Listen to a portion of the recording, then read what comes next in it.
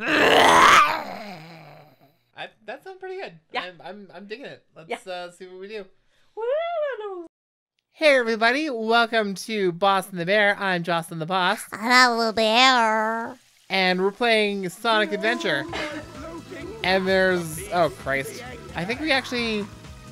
There's a lot of things going on right now. Yeah. It's a new recording session where everything's like all fucked up. We don't quite remember everything we were doing. I'm playing as Tails. I know that much. And I think, yeah, Eggman's just gonna like disappear into a thing. Yeah. I think we had like... We were just about to like... I think we just beat a boss. And then I was about to start the Sky Chase thing. And then... So we're a little far behind. You get to watch this cutscene again. Yay! Can't skip it. Sorry, folks. Sandwich. Everything's great. My boyfriend who is red. Oh god, he has the worst voice actor. I know. It's so good though. There have been like, I don't know, like the voice acting is not great ever in any of the Sonic games, except for like the more recent ones where they got like actual professionals to do it. This is really like just like kind of. I'm sorry, are you telling me that Jaleel White is not a professional? Okay, Jaleel White is a good actor. I'm not talking about him. He was like the cartoon shows. I'm talking about the games. Oh, fair. I feel ya. And by the way, that voice has not aged well. There is like a fan video of that he starred in, and he doesn't quite still have it. And I don't blame the guy. It's been like literally 25 years since he was doing like Sonic Underground and stuff. Yeah. But like it doesn't sound good at all.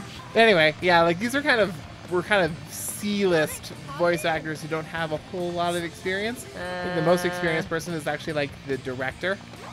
And she does voices and like things. I don't know like the whole stories. I don't mean to disparage the work of all these hard-working individuals who did all this 18 years ago, but it's not very good. And the Knuckles voice was like the worst one of the bunch was the thing. So now I get to do this fucking thing. The thing is, though, I can specifically remember being a child and hearing Knuckles' voice and being like, that sounds like a sexy dude. That is the furry that I would fur with. Like... That's interesting. That's a very interesting thing. Did you have internet when this game came out initially? Like, this is an important thing. What year is this? 1999, 2000, kind of that region. If I had it, it would have just happened, but definitely by, oh god, how old am I? How old? By 2002, I had my own computer with an internet hookup, but I didn't have as much internet access before that. So this is the thing, is like, I'm pretty sure I mentioned this at some point because it's bound to have come up, but Sonic the Hedgehog was like my first real fandom. Yes. Yes. I was a big lover of it, you know, and then I get the internet when I'm a young, impressionable child of only 12 years old. And it scars you forever. And I learn everything about, like, what fandom entails. Because Sonic the Hedgehog is one of those things that just has such universal appeal for so many people that, like, every subculture's got a piece of it. Obviously, you have your furries, but I've also learned, like, at a time before I was even really thinking about sex, I was learning about all the internet fetishes that have existed forever. So I basically stopped having a childhood at 12, and it was just kind of like a jump-started pubescence, as it were, before my body actually started maturing. Good times. Right. Yeah. Anyway, I don't remember the point I was making here, but like, yeah, I wasn't thinking about Sonic is which ones I wanted to have sex with, but like, the pickings were slim. I was probably attracted to Rouge at one point. That makes sense for me. I was like... Gotta be on brand, after all. I was super no homo attracted to Rouge, you know, like young me was. Right. Right. We've discussed that on the show too, haven't we? Like, your gay attractions that we were just like, No, it's not a gay attraction. I just really want to be her. I just wanted to be her, and like me and Sailor Mars. Right. I mean, what? No. What? I did not say a damn word. I'm trying to think. Who was my girl when I was younger? I think I was a Sailor Mercury when I was younger. Also, look at that low-res Sonic. Sorry, go ahead. No, I'm a Sailor Chibi Moon now, for if anybody's curious, because she's the perfect little pink shit bag. Well... Okay, hang on a second. You're not saying you're attracted to her, no! right? Oh, okay. God, no. Okay. Sorry. That favorite Sailor yes, Scouts. There we go. Scouts. All right. No. Theoretically, just need to, like, put that theoretically, all of them are off limits. Because yes. they're all teenagers. I mean, canonically speaking. Canonically speaking. Well, okay, if we're going canonically speaking, technically, what is the year that Sailor Moon is supposed to... I don't remember, but like they're all supposed to be 14 or something, but... Yeah. I'm just trying Except Jupiter, she was older. Is she? She was. I seem to recall that. She was like an upperclassman. I don't think she was. I think she was just really tall. I know she was really into upperclassmen because she was like the epitome of Senpai Notice Me, Please. What? Sorry. This is like Tails' little gay dream about Sonic. It's actually kind of cute. Aww. Yeah, okay, but for real though, that little fox really, really wants to put the smooches on, on that hedgehog. There's actually like an old like meme that's gone around, like a Facebook conversation of Sonic posting. He's just like, can't wait to get drunk with Knuckles tonight. And Tails' comments is just like, oh, I thought you were busy. I didn't know we were going out. Aww. Whatever, I'll just pregame until you pick me up. And then like a few hours later, it's just like, I love you, man. I always have. You're the only light in my life. Oh my God. It's so cute. Yeah, but for real, anyway, so. Sailor Moon came out when I was like 10, so being attracted to 14-year-olds when you're a 10-year-old is totally fine. Right. Wow, that dream brought back so anyway, like, yeah, I was a youngin. I owe so much to Sonic. Yeah, you were even younger than I am. Yeah. Which is weird because at some point you became older than I am, and then I became older than you. And what? I said it was weird because back then you were younger than me. Right. Because that makes sense. That's a totally as if I'm not also younger than you now and continually younger than you throughout the eternity of time. At some point you were older than me. Yeah, no, obviously. totally. Time is fake. Yeah, time doesn't exist. It needs a Chaos Emerald to work. Oh, amazing. Cool. We need a Chaos Emerald. We need a Deus Ex Machina. A MacGuffin. The thing that always works with everything. Right. And they're just lying around. It's like, it'll be no problem to find one of these things. Oh, totes. They're not like rare or anything. I think this is the part where like Tails transports back into the past, but first I have to like go exploring the jungle. Time travel. Yeah, it's fun. And like this is also the version of the game without a map, so get to fly blind through here looking for the next little thing. Oh. What? I found it. I did it. Ooh. Oh no. Oh no, Frogie. plot convergence. Oh no, Frogie. Frogie. Stop. Where's my Frogie? Well, at least I know exactly where to go now. Yeah. This is like one of the few times where there's actually some conveyance as to what you're supposed to do next.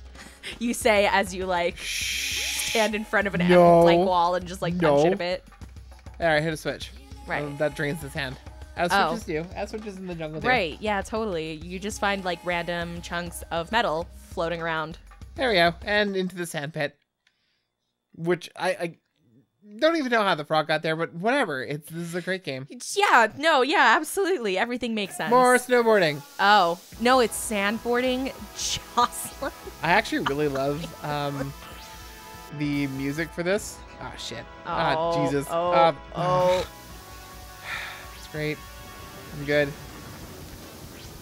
There's like a set path you're supposed to go down to like get all these red grades. And then this happens, and then you're stuck. There we go. Yeah, Good thing it's not timed. Whee! So, like, I was going through the old recordings of our episodes because we're still recording before we've actually broadcast our first episode. And, like, by now we've fixed most of our sound issues and, like, just generally things are kind of better in the production department. Sort of. But they weren't always, like... And I also noticed we talk a lot about... We do repeat ourselves a little bit, and one of the things we keep bringing up is Reboot, which I think is just really funny because we've never played a single game relating to Reboot at all. Not even remotely. And then I was going through old parts of this game, and we're going to come to this probably during this session. Oh, God. There's just like a section where the first thing that immediately comes to my mind is another goddamn Reboot reference. What? Which? Where? It's just like, It's the opening narration. You'll know it when it comes to it. Like, oh, good. We won't be able to miss it because, like, we're apparently reboot trash. Reboot and Homestuck. Those are the two things that just keep coming up with us. Yeah, because, like, Homestuck is Homestuck. But reboot is, like, high-quality Canadian animation, you know? Right. High quality in big floating air quotes. It was great at the time. Well, actually, you know, I compared to a lot of the stuff, like contemporary 3D animation that existed, it actually holds up pretty well. Yeah. Like Dot's Uniboob notwithstanding. Dot's Uniboob, I like as like, oh, right, we're in the past. We get to see my pink girl. I'm so excited to see Tikal. I'm hoping we see Tikal. Yeah, we see Tikal. But like Jinx. that was actually a compromise with the studio. Yeah. Because like apparently having two separate boobs was too erotic. So they're just like, all right, well, just give her one boob and okay. Just one that big apparently uniboob. is less arousing for people. Yeah. I mean, we're still talking about it in terms of boob. So I mean, it's not like people didn't know what was going on. Yeah, and also like, let's be honest here, Dot had a pretty great rack. They all did was the thing. Yeah. It's just like, every female character. because the character models didn't really.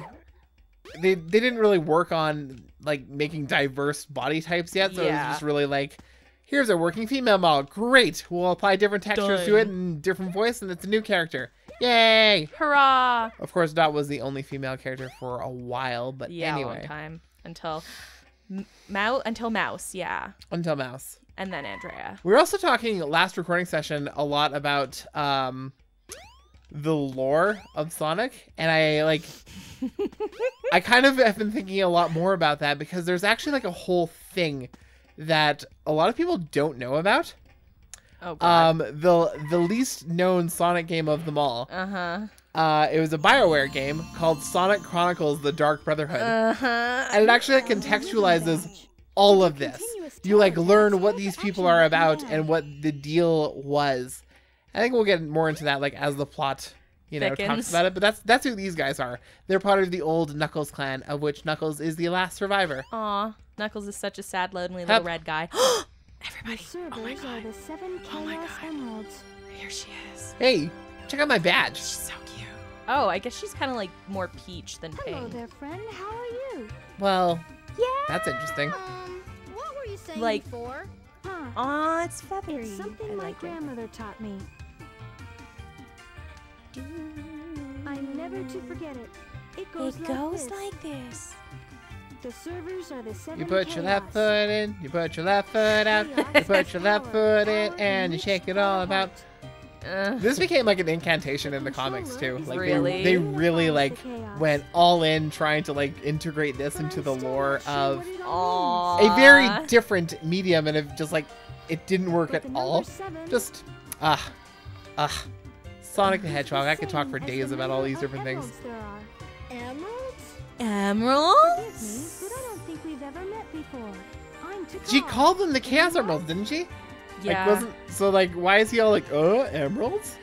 There are literally only some emeralds in the world. This is just, it's not, don't question it.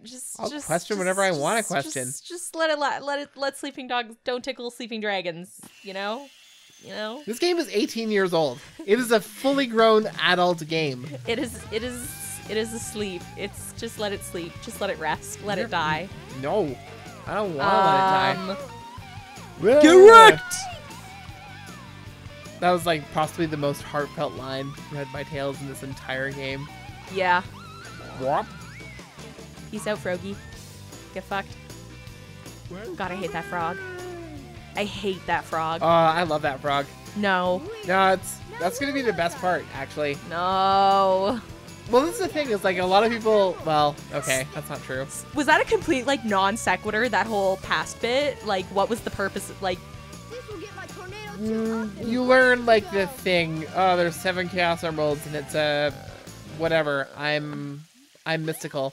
Yeah. Like, basically, everyone gets little pieces of what happened in the past, and then it all comes together by the end. Right. But it still doesn't make a whole lot of sense until they, like, put it in a DS game written by different people many, many years later that nobody played. Right. It was like the one BioWare game where nobody dies. Is Tails just, like, floating there? He might be. Yeah. Well, he flies, obviously. Emerald. Just, like, just like taps it, throws it at the tornado. Oh, just like it's really not much better. Like what he does is he just like puts a thing around it and attaches it to the propeller. Are you for fucking kidding me? That's all you need apparently. Yeah. That's why he's a genius inventor. Right, totally. So yeah, before we like continue on to more awesome rail shooter nonsense, we're just gonna cut it off right here. So until next time, I'm Jocelyn the Boss, and I'm the Bear. We'll see you next time. Goodbye. Boss and the Bear.